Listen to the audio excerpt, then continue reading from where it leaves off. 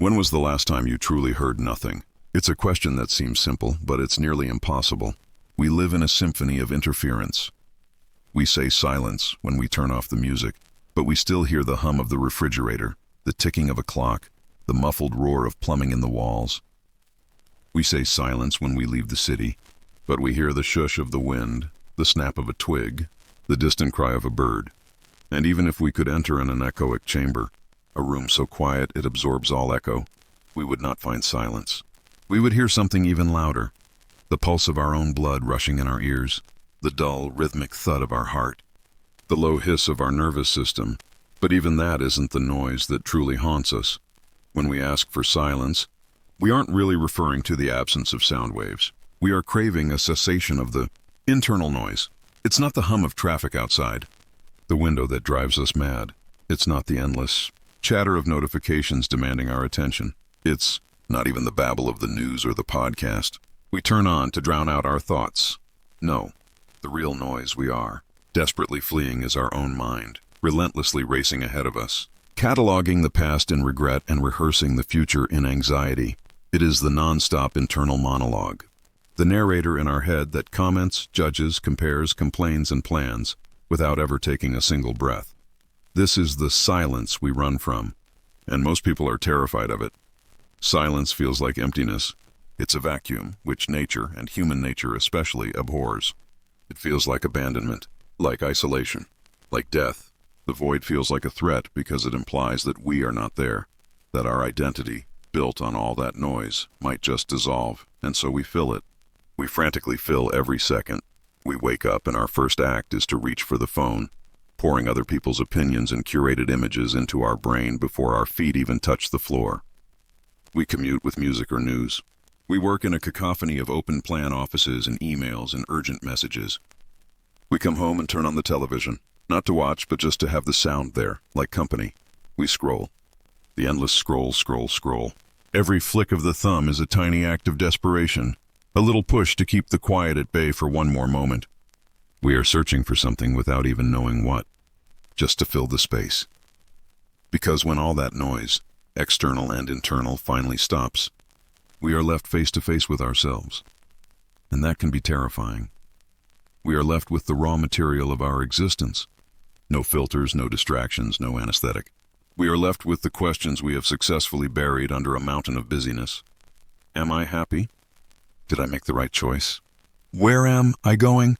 Who have I become? We are left with our fears, our guilt, our insecurities. We are left with the naked, unprocessed awareness of our own being. And that encounter is so intense that we prefer any noise, no matter how meaningless, to that frightening clarity. But here is the fundamental misconception. Silence is not the absence of sound.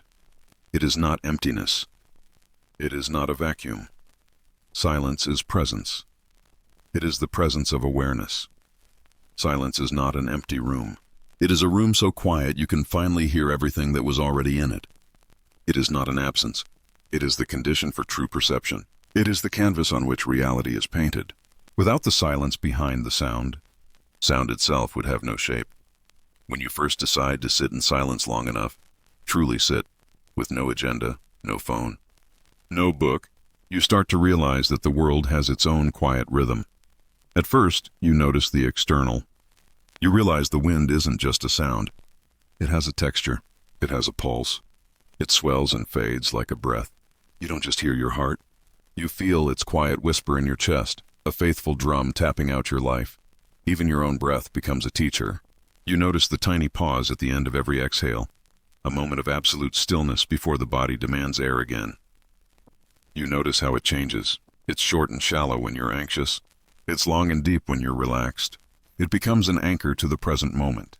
But that is just the first layer. The real battle begins next. At first your mind will resist, and it will resist violently. It will scream for distraction. It will beg for a hit of information. Your body will start to itch. You will suddenly feel an overwhelming urge to check your phone. What if something important happened? Your brain will feed you urgent tasks. I must remember to send that email. I need to figure out dinner. I'm wasting time. I could be productive. The mind will drag you toward your phone, toward your to-do list, toward something, anything, to make the stillness go away. It behaves like a spoiled child throwing a tantrum in a store. It is not used to being denied. This is the breaking point. Most people give up here. They grab the phone. They turn on the music. They get up and do something. The resistance has won. But if you stay, just a little longer, if you let the mind scream without feeding it, you begin to notice something strange. The screaming subsides. The tantrum fades. The thoughts don't disappear. That is not the goal. But they lose their edge. They lose their power over you. They stop being you and just become events. They shift from being a tyrant dictating your feelings to being clouds passing through the sky of your awareness. You can watch them without grasping them. The chaos begins to soften, and what remains is clarity. Raw, honest, unfiltered clarity. In that clarity, you begin to see.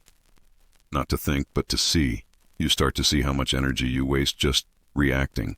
Your entire life is a chain of reactions. A notification pings. You react. Someone says something sharp to you. You react. You get stuck in traffic. You react. You are a billiard ball, bouncing from one external stimulus to the next, and you call it living. In silence, you find the space between stimulus and response for the first time. And in that space is your entire freedom. You see how rarely you truly listen. In most conversations, you aren't listening to the other person. You are just waiting for your turn to talk. You are formulating your reply, your counter-argument, your related story, while they are still speaking. You see how often you speak just to be heard, to assert your existence, to prove you are right, instead of to truly connect with another human being. Silence teaches you to listen to what isn't being said, and the most profound relief of all, in silence, you don't need to prove anything. You don't need to argue. You don't need to defend. You don't need to impress. You don't need to perform. The entire complex armor of identity you wear every day. The professional, the parent, the smart one, the funny one, the successful one. It can all just fall to the floor. No one is watching. No one is judging. You simply are, and that is enough. This leads us to true peace. True peace isn't about having a perfect, problem-free life. It is not about never feeling stress or sadness or anger. That is a non-existent utopia. True peace is about having no resistance. It's the quiet knowing that everything, even discomfort, has its place. It is the cessation of the internal war against reality. It is allowing discomfort to be without letting it be you. It is the recognition that you can feel anxiety, but you are not anxiety. You are the space in which it arises. Silence teaches you this acceptance, and through it, it teaches you patience. Not the passive, irritated patience of waiting in line, but the deep-rooted patience of nature. The patience to wait without forcing. A tree does not rush its leaves in spring. It waits. Silence teaches you to move without rushing, to act without reacting. It teaches you that the most powerful response is not always the fastest one. Sometimes the most powerful response is a pause. It teaches you to hear the small, steady rhythm beneath the storm, beneath the chaos of your thoughts, beneath the cacophony of the world.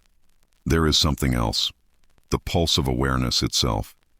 That sound, that vibration has always been there, underneath everything, waiting for you to come home to it. It is the backdrop against which your entire life unfolds. When you live in a world that celebrates noise, a world that rewards those who shout the loudest, silence becomes an act of rebellion. When everyone is shouting to be heard, scrambling for attention, for likes, to be noticed, stillness becomes strength. In an attention economy, to refuse to play, to consciously reclaim your own attention, is the most radical act of all. It's a reminder that not every truth needs to be spoken aloud. Not every emotion needs to be immediately broadcast. Some truths are meant to be felt in your bones, not analyzed with words. Words are crude tools. They can describe an experience, but they are not the experience. There are entire universes of understanding that lie beyond language. And the deeper you go into silence, the more you realize it isn't empty at all. It's full. It's overflowing. It's full of the understanding that eluded you in your haste. It's full of the wisdom that words could never reach. It is full of the answers to questions you didn't even know how to ask, because silence doesn't tell you what to think. It shows you how to see. It cleans the lens of your perception. It washes away the grime of bias and reaction and learned opinion. It lets you see the world and yourself as you actually are. not as you have been conditioned to believe. So the next time you find yourself surrounded by chaos, whether it's the chaos of the world or the chaos of your own mind, don't fight it. Don't try to shout over it, just pause, take one breath and listen, not to the noise on the surface. Listen to the space between the sounds. Listen to the quiet from which every thought is born and to which it returns. That's where peace lives. That's where you meet yourself. And that's where silence teaches more than words ever could.